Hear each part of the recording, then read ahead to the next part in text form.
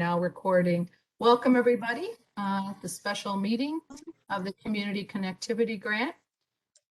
And today is Tuesday, September 24th, 4 o'clock. It's a virtual meeting being recorded for the town YouTube station. I guess you call it a station on WebEx. Today we a couple things we want to do. An update. I know that a lot of people have to get off at 5, so if there's anything we can put off to our next meeting, we should do that.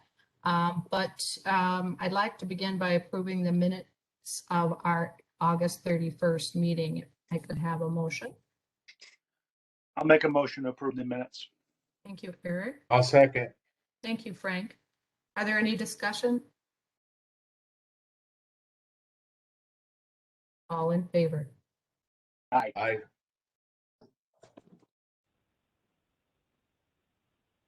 Thank you. Okay, good. I think what I want to do, I tried to update you, and I'm just going to go really quickly. We are in the middle of our permitting process. I have to thank Kurt BSC Group for putting all the paperwork together for the town. There's a lot of trees that are killed for these things, a lot of copying, and Kurt, you did a great job. Thank you. We went through the 824 for planning without any problem. Kurt presented minimal questions. It was really a good meeting. We did submit for the zoning hearing. They accepted the application. Now there'll be a public hearing. There's some more paperwork that will be taking place between now and then. The meeting will be October 12th. So if anyone would like to come and be there to support the project, that'd be terrific. We also got a letter of no jurisdiction from Inland Wetlands. And I visited with the Tree Commission last week. I think you all got my summary of that. And we'll talk about that in a little bit. Are there any questions on this? No, I don't think I recall seeing your summary from the Tree Commission, but we can get into that later. Okay, I sent it Friday. The meeting was Okay. Thursday. It said something like agenda and update. Alright.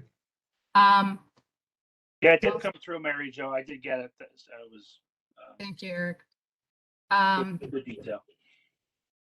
Thanks. I did talk with Joe Comerford of Nine Town Transit today. He did send us a picture of the bus shelter that is planned for the bus hub, and I sent that to Eric. Sorry, Eric. I sent it to Kurt. Kurt's going to submit that to zoning as part of the package. And lastly, I updated our page on the website to make it more current. I sent something over to Michelle today also, but it has a picture of the plan, some information on the bus shelter taken really right out of our applications for the town process, permitting process. So hopefully it'll be a little more appropriate. And I kind of got off track. I want to tell you that Joe Comerford for Nine Town Transit endorsed the project. He asked about what the bus shelter would go on as long as it was flat. And I said, yes, it was going to be on a concrete pad. I will send him the plans. And he did say he spoke with you about it, Tim, a couple weeks ago. Correct. He said that people do go around the bus and in front of the bus, so this will be much safer. He also said that having a hub, makes the transportation more visible to people, and that should encourage ridership. So he was really in favor of it. And then also on our website, I indicated the results of our Economic Development Commission's report, which showed the statistics of people in town desiring increased projects like we're doing on Soundview. So that'll be on the page too. Let's see, I want to make sure we have change orders and budget. I don't think we need to spend too much time on that. Because we really don't have our last change order until we get approval from zoning, and then we'll have, be able to submit our last change order. Punch list though, Kurt, do you have time to go over the punch list?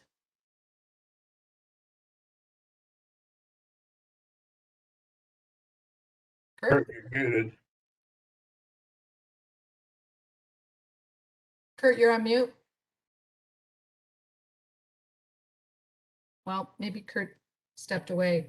As far as that I'm aware of, Martin Laverio came back and fixed some of the signs that needed to be replaced. They put the fence in at Hurahan's on Hartford Avenue.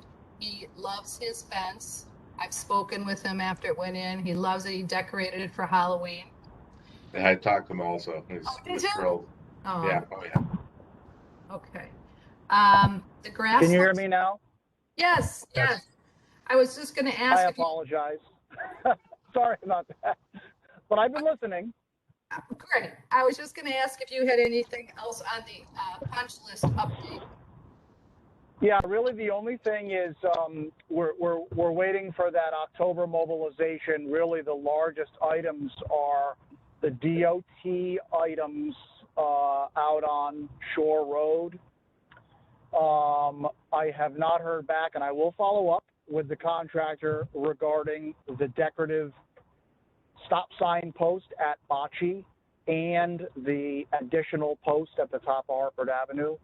Okay. I will follow up with him to confirm. I had basically asked him, oh boy, a month ago maybe, to go ahead and get those ordered because the committee had decided with the single post. So hopefully those have been ordered. And then of course the apron work in October also is really some of the bigger items. Then there's a couple things. Stop sign that needs to still be moved, and a crosswalk warning sign that still needs to be moved that are on the list. We also have a few miscellaneous things such as the valve curb boxes for Connecticut Water that got buried. Yep. Yep. I thought the crosswalk warning signs were corrected, both of them, but you'll have to check me on that then, Kurt, next time you're in the All room. right, I will confirm. Okay. So do you have any idea when I know the plan was to wait and do all this work when they come back to do the transit hub in October. Is that still what you're hearing from Martin Laverio as doable in October? I think that was his hope, and I actually had requested a specific schedule that I wanted to pass on to DOT, and I haven't heard anything. So I will reach back out now that we're here and starting to get into the latter part of September. It's really time, in my opinion, that we start to get some concrete dates that we can get distributed to everybody. So I will request those specific dates, Okay. and that way we can plan accordingly. Okay, great. Thank you. Any other concerns before we move on? Did we finish up Teddy's issue? That's on my little list. No. Kurt, have Yep, you heard? Not yet. Have you heard back from DOT? I have not. So I will reach back out, and for everybody's confirmation, there was a small area of settlement on Teddy's property where the pavement has settled, created a little bit of a low spot, and you can actually, there's a crack there, very clear where the settlement has occurred. So that little area is trapping water essentially at the back of the new curbing that was installed. So what we are trying to find out is, can the grant address a little bit of rework of that settled area, and essentially what the contractor would do is cut out that pretty small area, add a little bit of granular material to adjust the grade higher, and then essentially repave it. So we're just trying to find out if that is something that is grant eligible. Did our work cause the problem, Kurt? You know, it's interesting. Yes and no. The problem pre-existed installation of the curb, and it's really so subtle that it's virtually not noticeable unless you really look at it. However, since the curbing has been installed, now that curbing has closed off that area that used to be just open. So this water previously would kind of just, as vehicles move through there or whatever, it would sort of just run off into surrounding areas. Clearly not ideal because there was still some ponding occurring, but it essentially would pond into the shoulder of the road. And then it sort of became DOT's problem. But now that we've put the curbing there, we are now trapping that water on this low spot. So that's why I say yes and no. And my hope is that, you know, it's so minor. I'm hoping that DOT will say, well, you know, we put the curbing in, that's trapping the water. It's reasonable that we want to be a good neighbor and address the spot. Okay. And there was some question, Teddy also wants to do some improvements on that whole area. And he had a call into the town to see if he could just have that done. And he will have to go through, not a lot, but some permitting process from the town. So that'll take a while. He wasn't interested in doing that at this time. So Kurt agreed to go forward and talk with DOT. Teddy is aware from the town that of what he needs to do some of the plants he had been considering for that frontage. You know, he had hoped it would be done while he is on vacation right now, but obviously we didn't give him any promises to that, so we have a process we have to go through. But I have to again thank Kurt. He came down there with me, you know, with his engineering eye. He did measurements. He assessed the situation. It was very, very helpful. So thanks again, Kurt. Anything more on Teddy? Okay. Tim, you had sent out a letter, I guess, yesterday, the day before, to the Portalances. Have you heard back from them? No, I'm not sure whether they've received it as yet, but it's out there, and Kurt helped me edit the thing, so hopefully it's got everything they need in there. Okay. So is the decision then, since they're going to be doing their own thing, do we need to tell Martin Lavero to skip their house? I should think we wouldn't want him to go blacktop it. Yeah, right. So I could follow up with a letter and get some timing out of them. I'm not sure when their contractor is working for Miami Beach, but that was what we heard. So get the timing on it and so forth. It might be before Vero remobilizes optimally. Exactly. Maybe I can give him a call next week and get that information. Okay. We have a call-in user 3. Is that you, Jim? Can someone that's called in identify themselves?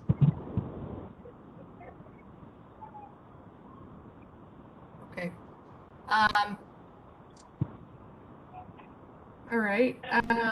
So I think we'll move on then to the transit hub. As you guys all saw, the plans shows that there is an encroachment issue with the fence at Pina's yard. It's just slightly, I mean, barely on the plan for the lishings, but I'd like to have the committee talk about this. We had suggested trees. The lishings, the person's renting the lishings would prefer a fence. The Pinas, I've had informal conversations with them, have sent them the plan. They got back to me saying, well, they just put the fence in based on where the older fence had been, which was falling down. And Kurt had indicated to me they probably just followed the, coming parallel to the property, but in actuality, the property line is diagonal. So the fence at the western corner of the property is almost 10 feet onto town property. So, they're aware of it. At this point, I haven't heard back from them. The neighbor behind them is thinking that fence, there was a back side of the fence on the lishings that's, it's old and it's causing slivers. And I talked to him and let him know that I'd look and see where that fence is, but in looking at it, it is not part of our project plan to replace or do anything with. It is, he says it was put in, the brown fence was, or the wooden fence was put in by the first, possibly the church, the previous church that was there.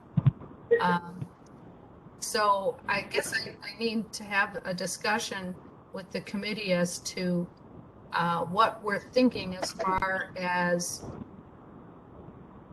that edge of property.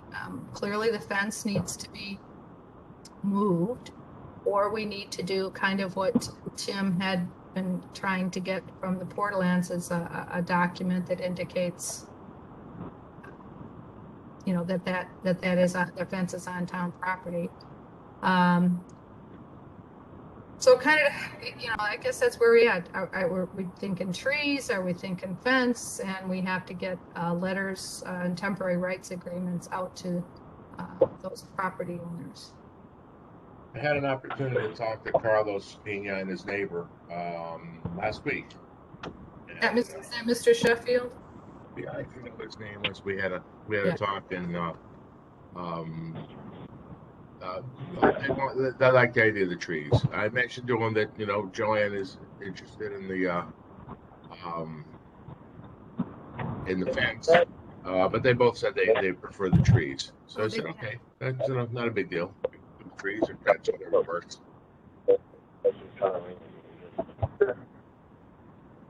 Okay. That's good to know.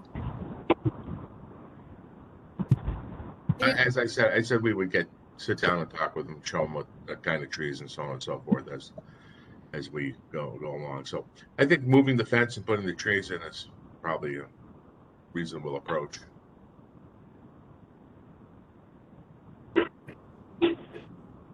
Anybody else?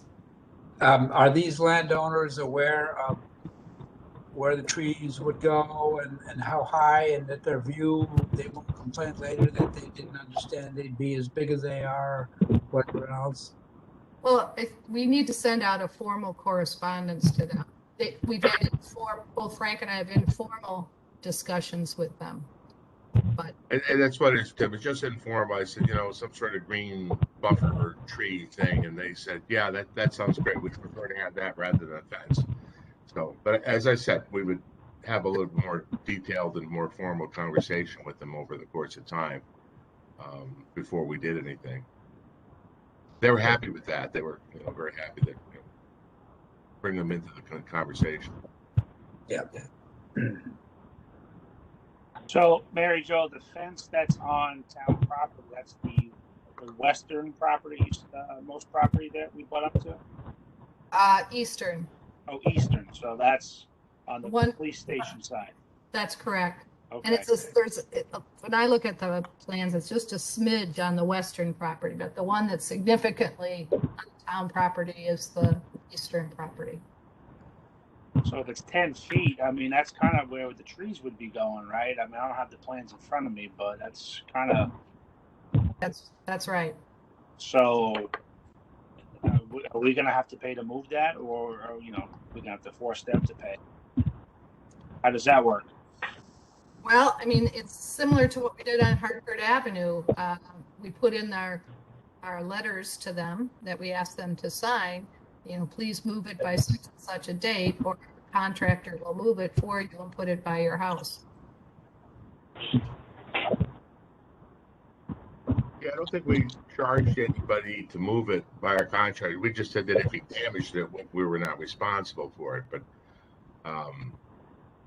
you know, not going to take much to move that fence. There's not much to it. A couple of posts. Now, Yeah, did they just put that fence in? Is that what you said, Mary Jo? That they had just put it in? No, they did not just put it in. I don't remember if he told me, but it's newer than the fence by the Lishings property. Oh, okay. Yeah, it's his fence, the eastern fence is a white vinyl, about 5 feet tall, 5 feet tall. The one by the Lishing is the old wooden fence that's not in great shape. But they That was not that far on the town property. I would say, you know, why move it like we did with the Portalances? We never moved there, so. But there's only 6 inches on town property, not 10 feet.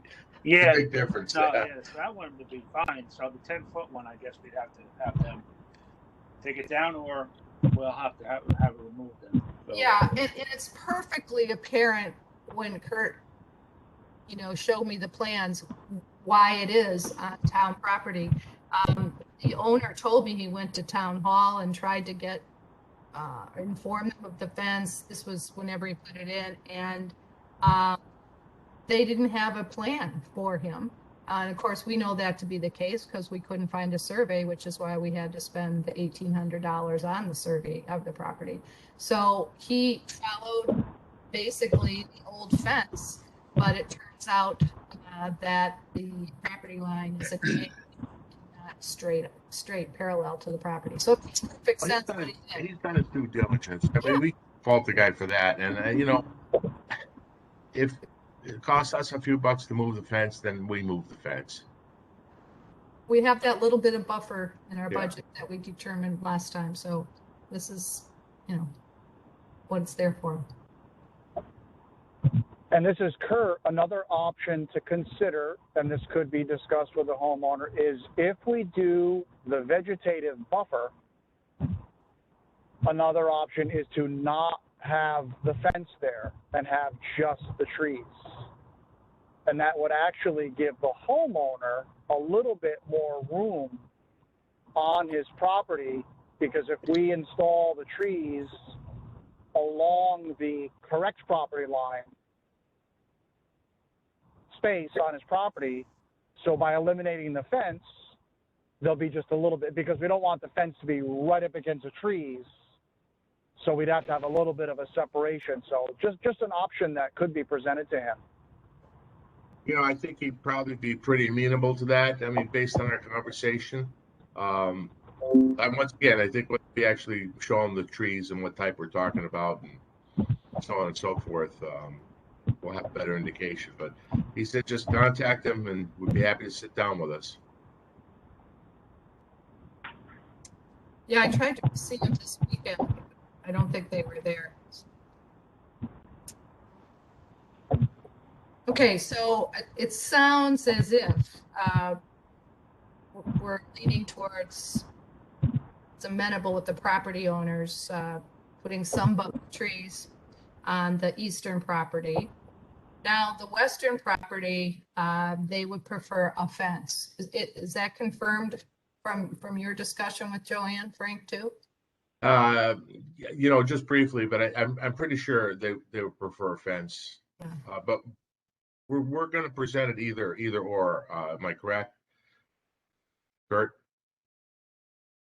I think that's our decision. Yeah, okay.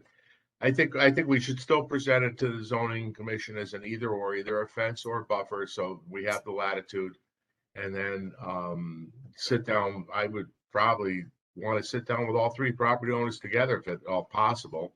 So we get some sort of consensus and everybody agrees at the same time. I think that's a great idea. Yes, and you're right. We put on the plans fence or trees, so it's either, both are being an option. That's how I presented it with the tree commission also.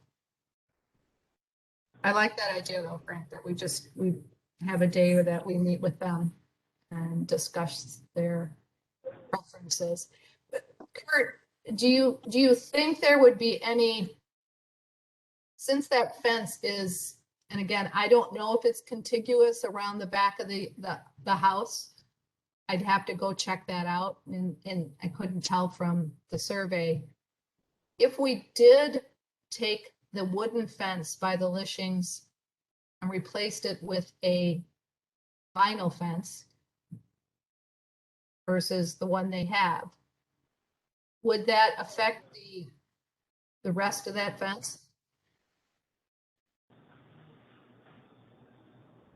Or do we have to evaluate that?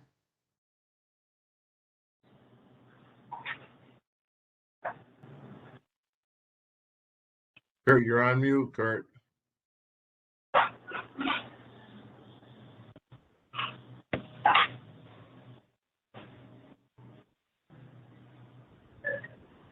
Did he go away? I think he went away. Yeah, he's not on. I don't know who caller 3 is. Either. Okay, well, that is one of the questions then I have. If it looks like the fence that they have wouldn't survive being moved or changed, then we might be affecting the stability of the rest of the fence too. I'm just not sure. It's all speculation at this point, Mary Jo. We're just gonna have to go out and walk it and talk to the property owners, I think. Okay. But, and just want to Kurt add, rejoining, I apologize. just Hi, want I to, don't do cut off. trees as we've been discussing.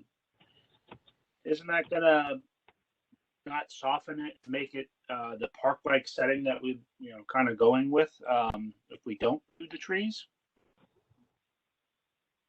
it does change the vision. So just gotta keep that in. I mean, I personal permit, I don't mind. We want to keep everyone happy down there, but that's just something that we've been talking about. So we just gotta keep that in mind as well.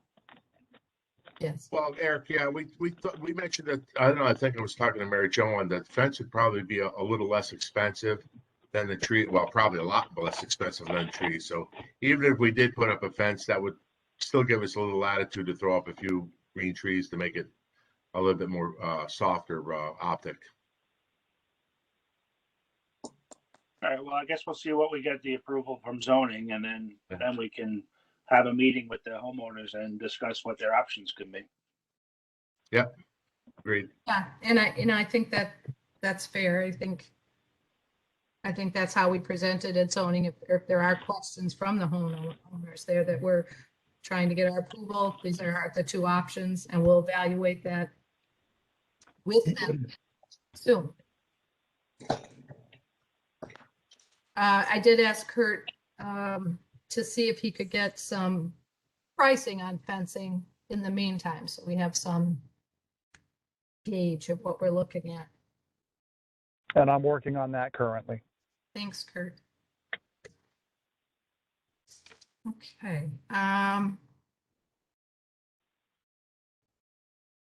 So I think there's the neighbor, as you said, Frank, that you've talked to, his concern was the back of the fence that's, well, I guess between his property and the Lishings property. And that isn't part of our project. And that is what I told him, but I did tell him I'd look at it. I would bring it up to the committee to see if we were in agreement, or do we think that we might want to add that to the project.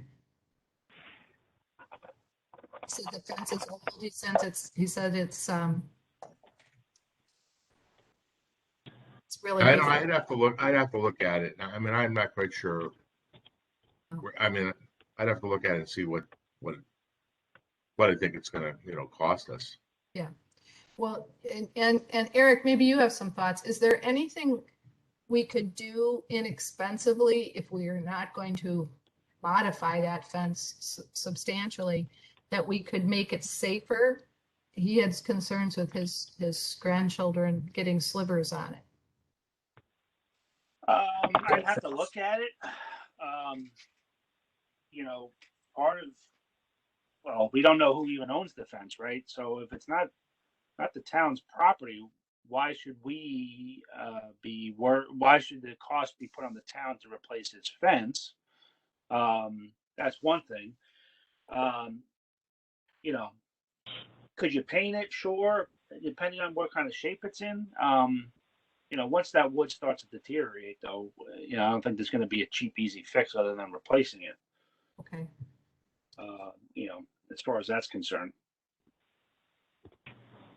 Kurt, I know we didn't survey that area, but from the plans that we have, can you tell if the fence is on the town property or the homeowner's property, or can you take a look at that and let us know?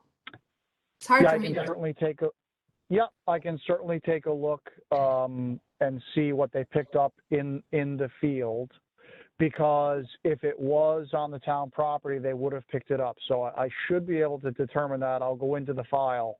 Okay. And it should become readily apparent if it's on the town property. That'll solve a lot of questions. Thank you. Yeah, so that would be the north-south run and then the east-west run as it comes around the corner. That's correct. Thank you. That'd be great. All right, so stay tuned on that. Okay. I think I touched base on everything I needed to. Any questions before I see if there's public comment?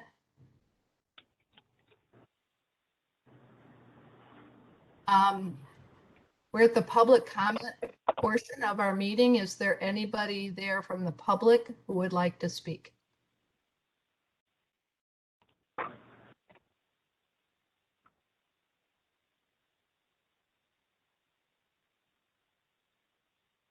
Hey, Mary Jo, can you hear me? It's Jim. Oh, that's you've been our mystery caller.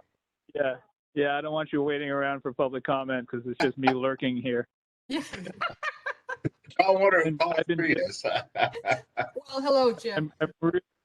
I'm really short-staffed and I've been dipping in and out, so I haven't wanted to jump in and make a half-baked remark and then jump back out. So I've just been kind of listening in when I can. Okay, thank you, Jim. I appreciate that.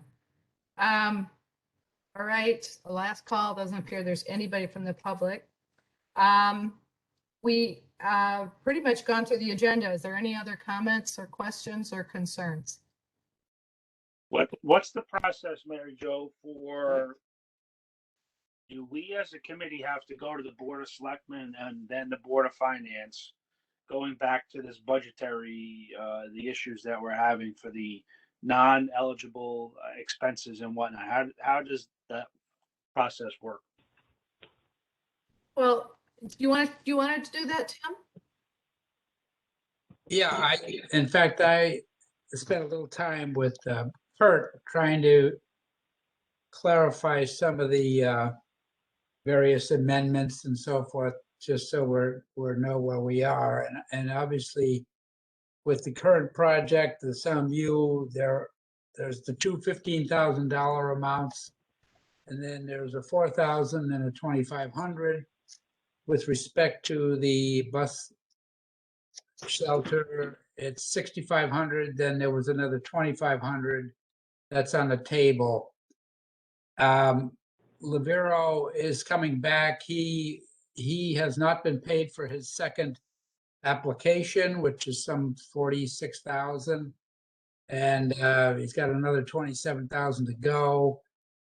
And, not sure what other incidentals are being spent on the street in the way of the fencing and other stuff. So I think we need to get as clear a picture as possible what has been spent and committed. Once we embark on the transportation hub, there will be obviously the 40 some odd $1,000 core project, but then we're talking the trees and the other improvements, and then there'll be some inspection funds that will be needed to be spent by BSC. So I think we have to know clearly when we cross the $400,000 line on the spending, because obviously once we reach that, that's the end of the line for that. Now, in terms of an appropriation, we need to know what to ask for, and I'm not sure we're in that position. I think we're getting it more refined. The conversation with Kurt helped out a lot, but we need to come up with a number because, as we know, it is the entire project number, and then the grant money we can earn that as we spend it for grant eligible expenses. So at the Board of Finance tonight, I'll make mention of it, and that we will be needing an appropriation likely, because once you pass the $20,000 mark, that causes a town meeting, and there's timing that is taken to do that. It just doesn't happen overnight.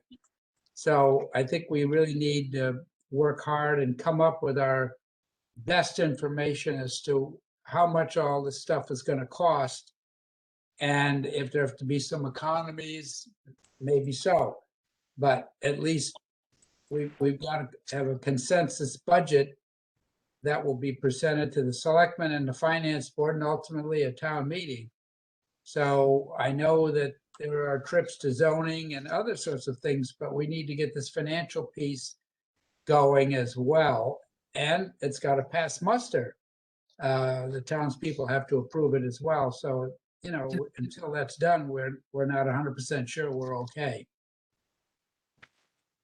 Tim, as you know, we did spend a lot of time on the budget at our last meeting, and we came to some agreements. Obviously, if the landscaping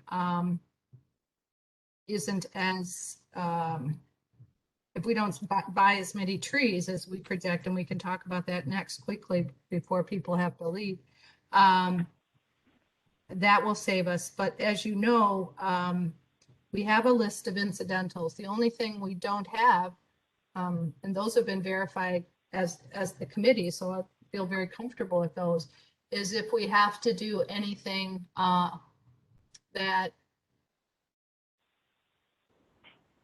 with that, like if the fencing, anything we have to do with fencing, it should be covered, but we need to make sure we have DOT's approval on that. The DOT has verbally given us approval for landscaping, but I don't know that they know that, or I don't know, Kurt maybe can verify whether they'd be okay if we substituted fencing for some landscaping. I wouldn't see why they wouldn't. They paid for a fence down on Hartford Avenue out of the grant, but so yeah, I personally think that they wouldn't have an issue with it. I think the expenditure is valid, meaning directly associated with the transit hub, trying to be a good neighbor and providing some screening, and so we can present that when we give them the final design. But I don't think they'll have an issue either way. okay. We know we're over 20,000, Tim. That we've known since last fall. But, so we know our BSC costs were over 20,000. So you have the list that we worked on after our last meeting. to share with the Board of Finance. It's sort of, at this point, it's a pretty good budget to share and let them know where we're at. Well, I just have to come up with a number, so, and then have people say, okay, as these steps are taken, and ultimately a town meeting. Some of the engineering stuff is going to be close to, we had those various addenda that went on top of the original 30,000 and 6,500 and the construction supervision and so forth. So hopefully all that is properly in there and so forth. But the last 2,500, which you received at the end of end of August from BSC Group, is the last engineering piece. Then and Kurt had indicated he felt comfortable that would complete his engineering costs, ineligible engineering, basically passes off the construction work to Martin Lavera at that point. Did I say that right, Kurt? Yeah, we're pretty close because we ended up having to do the full wetlands application, which we didn't think we'd have to do. It took a little more time, so we're pretty tight. I think we're close to just about out of money now, but we're in a great spot. We're past the hard part. We have one more meeting to go. But I want to stress that once we go into construction, we will have that small amount of what's called design services during construction, which is ineligible. The good news is that by nature of the work, there's not a lot there. Rather, most of our costs during construction will be on the grant eligible side under the inspection category. And again, it's because of the nature of the work. The work is very well defined. There's not a lot of submittals and those kinds of things, and that's what get covered under design services. Rather, it's the site inspections, the testing, and those kinds of things. All that work is grant eligible. But that will come once we get the change order confirmed with Martin Lavero. He gets a schedule. Then we'll know exactly how much testing we want him to do, how long he thinks the work's going to take, and we'll put together our inspection plan at that point. And again, he's saying that this is probably all told no more than 4 weeks of construction. So even that's not going to be a lot. Well, Mary Jo, I'm comfortable with Tim's approach right now of going to the Board of Finance, give them a heads up. It's coming down the pike, and then when everyone is comfortable with the numbers, and we're very, very comfortable with the numbers. In other words, after the zoning commission meeting, then we go for the appropriation, because by that time, I think, Tim, if I'm hearing you properly, by that time you'll have your numbers enough comfortable so you can go to the Board of Finance and ask for the appropriation. Am I correct? yeah, I just, all these groups meet once a month unless you're in a hurry up situation. So they meet the third Tuesday, so that would be the latter part of October. If they and the selectmen got it, recommended it, then the town meeting can be scheduled fairly quickly. So we just got to make sure we don't have to sign stuff when we're beyond the amount of money that's available at this point. Even though it's grant refundable, we all know that on the budget, it's on the spending side. And what if we were not exceeding the 400,000 at this point, but were that to be the case, we'd probably be in a difficult position to approve and write checks for things beyond the 400 till the appropriation's approved. Is it possible to go to BOF with a request for not to exceed to be refined at a later point in time? And then once that later point in time is, if it happens between meetings, then the Board of Selectmen can actually schedule a town meeting for that. Well, the selectmen would look at it first, then it goes to finance and then town meeting. So we probably would build in a contingency, just like anything else. And then get that number going through the system. You don't want to go for a moonshot just to cover any and every eventuality. You want to have it well-based, but on the other hand, you certainly don't want to come up short and then something unexpected comes along and you say, oh, how are we going to pay for that? Because once it's been approved at town meeting, I think it'd be pretty hard to go back. So, Tim, I'm looking at the budget that we discussed on our last meeting that was all printed out, and right now the town is on the hook for about 36,000 in ineligible expenses. So I guess if you wanted to mention that to the Board of Finance, as Frank had said about, within the next month, we're going to be fine tuning these numbers, but that's where we're at. My other question to you, Tim, is if we're already on the hook for this 36,000, I'm just using a round number. And if we didn't do any more work, and then the town has to write a check to the state for probably $100,000, right? Because that's what we haven't spent. Yeah. How does that not have to go before a town meeting? Because that's money that, you know what I mean? I don't see how that works. Where Now, can cut that. the money from the state would be a deferred revenue.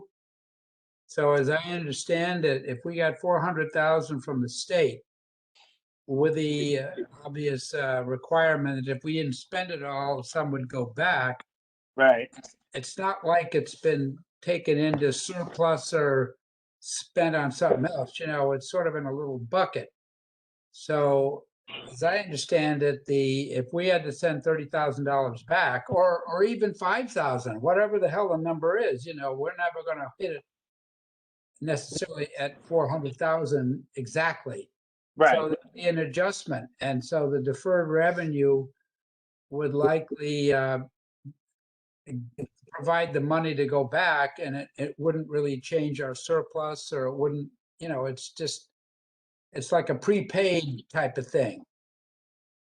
So right, but that 36,000 that I mentioned isn't prepaid. That's coming out of town funds. So, well, the 400,000 that's on the spending side of the budget. If you stay within that, that's already been approved. Well, correct, but if we stay within that budget, like you say, which includes ineligible expenses, you're then going to cut a check for the balance of what we didn't use. That's going to be over 400,000. So how does that? You're missing the point. You have a wall between the spending side of the budget and the income side of the budget. Right. So when we're talking about spending money, that's all on the spending side, the carryover amount, 400,000. Right. Coincidentally, we got the 400,000 revenue. Right. But they're not being used at the same pace. And so at the end of the day, we only spend 370,000, or we only are allowed to use 370 of the grant. Right. Then we receive 400. It's kind of like it's in an escrow account. It's a deferred revenue. So then you go back to that and you take the money out of that, but it isn't an expense. It's just returning money that hasn't been used for something. It's like a security deposit for a tenant. Yeah, I understand. I understand that. Like, we get 400,000 in, and we either spend it on eligible or we return. So that number will always equal 400,000, right? What's eligible and what we return. Now, the ineligible can't be in that mix of numbers. So there's an imbalance on the spreadsheet if I'm correct, right? No, the expense side is $400,000 approved to be spent regardless of whether it's eligible or ineligible. Okay. If you spend $399,000 on the project, you come in $1,000 under budget, regardless of what it's for. If of that amount, only 370 is grant eligible, you would only be able to earn 370 of that grant income, and you'd have to return the 29,000 to state of Connecticut. Just because they don't balance from side to side, it's not like it's coming out of surplus or some other checking account type of thing that's a town account. It's really came from the state.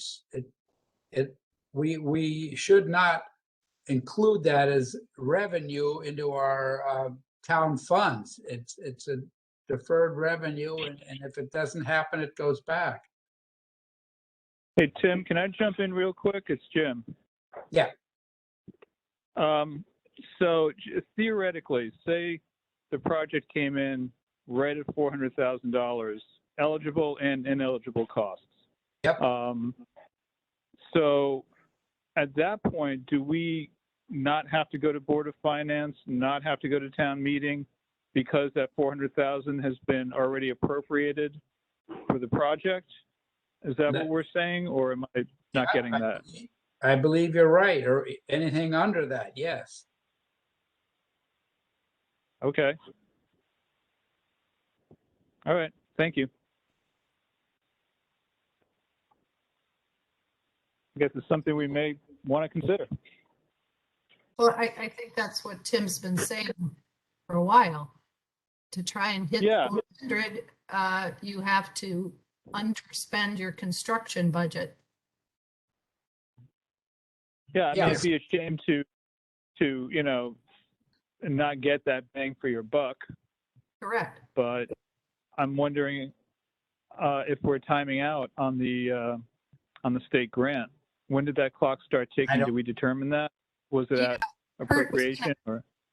Yeah, Kurt was going to ask.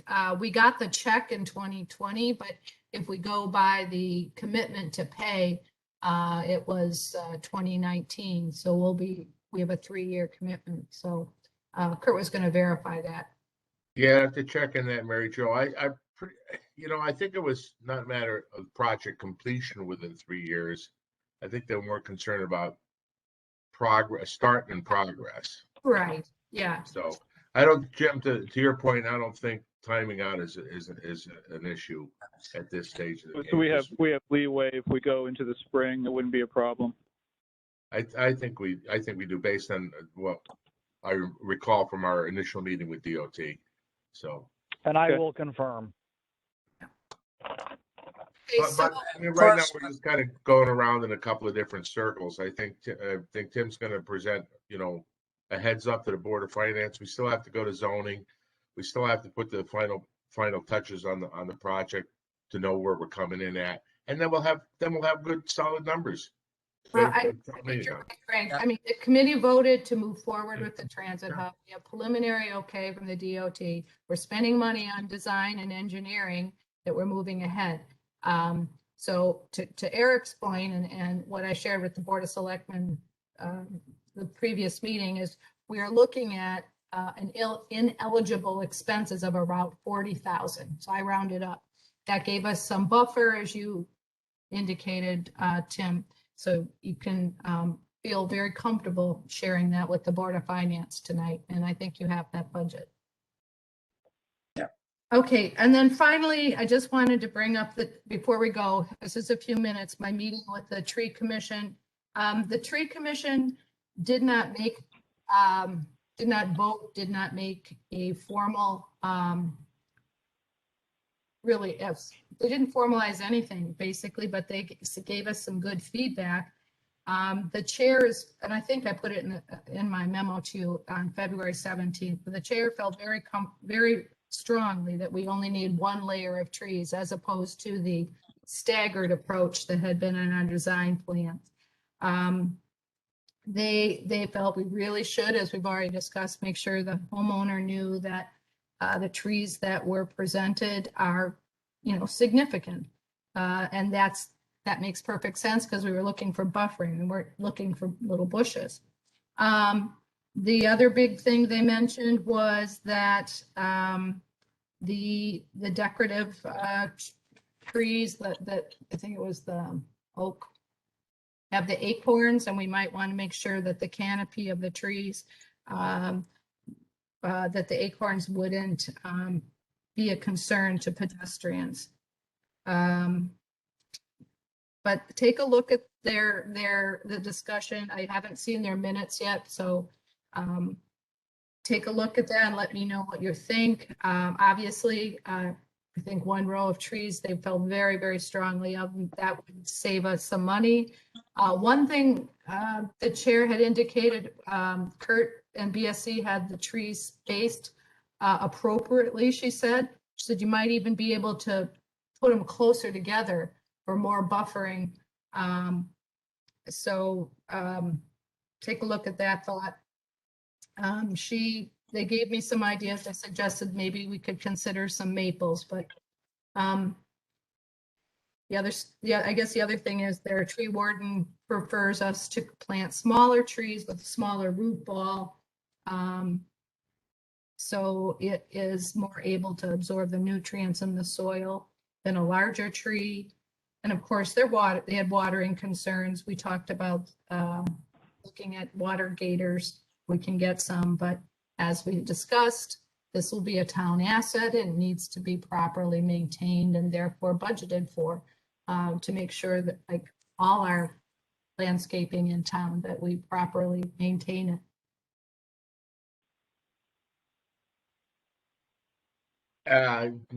Speaking of which, Mary Jo, I think we'll have to talk about budgeting, so I could make sure it gets put into somebody's budget, whether it goes into the commission budget or somebody else's budget. Yeah, I think we need to have a discussion on that. You know, I kind of feel it needs to be somewhere, not necessarily your budget, but it could be the tree commission's budget. Could be public. Somebody, as long as it's there. Yeah, There. yeah. You know, I told them we have a water buffalo. Public Works has that, but they don't have the manpower to actually do this work. We put up palm trees, huh? Yeah, that's true.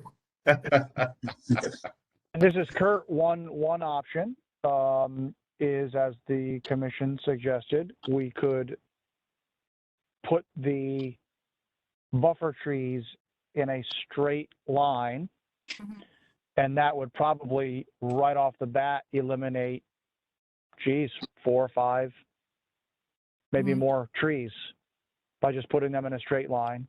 And then on the other, on the eastern property, obviously, if we go with just a straight, or no, I'm sorry, the western property, if it's decided that a fence is desired, now you've just got one row of trees over on the eastern property by the police station. Right. Maybe we could, to what Eric was mentioning, or Jim, maybe we put the fence and we'll put a couple of deciduous trees back there just to soften it up a little bit. Yep. You know, it's a little after 5. I have to leave. No, I think it's good. I think we got our main points done, and I think this is sort of our worst case budget. I think Tim has what he needs to do to discuss with knowledge and information tonight, the Board of Finance. And Tim, if you need any help or you want me there, let me know. So I'll take a motion to adjourn. I'll make that motion. Thank you, Frank. 5:02. Can I have a second? Second. Okay, toodaloo. Any discussion? All in favor? Aye. Aye. Thank you, everybody. Thanks, Kurt. Thanks, Mary Jo. Have a great Tim. night, See you all everybody. later. Good night. Okay. Good night now.